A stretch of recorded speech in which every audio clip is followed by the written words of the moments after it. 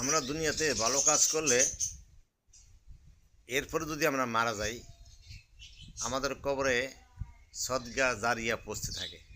ঠিক তদ্রূপ আমরা যদি ফেসবুকে লাইক শেয়ার খারাপ জিনিস নিয়ে করি, আমরা মৃত্যুর পরে গুনাহ জারিয়া চলতে থাকবে কবর হাসর মিজান পর্যন্ত।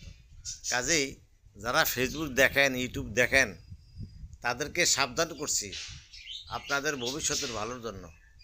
আপনারা আজে বাজে জিনিসের প্রতি লাইক শেয়ার করবেন না। যেইটা শেয়ার করবেন, লাইক করবেন, সেটা দেশ ও দশের উপকারে আসতে হবে। আর বিশেষ করিয়া আপনার মঙ্গল হইতে হবে।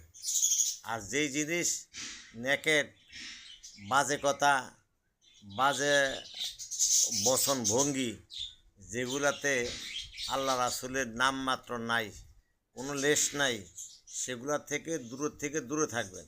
আপনি মনে করতে হইব আজকে যেই জিনিসটাই ফুর্তি করে করতেছি, আগামী দিনে এই যে আমার জন্য বিপদ। তা আমরা তো মানুষ, মরণশীল।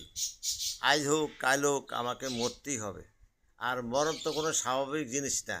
কেউ ট্রাকের তলে পড়ে মরে, কেউ ছাদের থেকে পড়ে মরে, কেউ বসতে পড়ে, কেউ বিভিন্ন জায়গায় যাইতে পড়ে যায়, হার্ট অ্যাটাকে মারা যায়।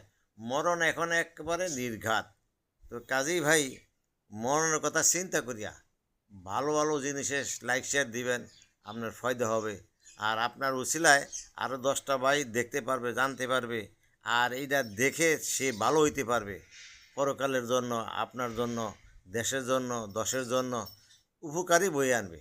আর যেই জিনিস আপনিও নষ্ট হবেন, আপনার সমাজ নষ্ট হবে, দেশ নষ্ট হবে, ওই লাইক শেয়ার থেকে দূরে থাকবেন।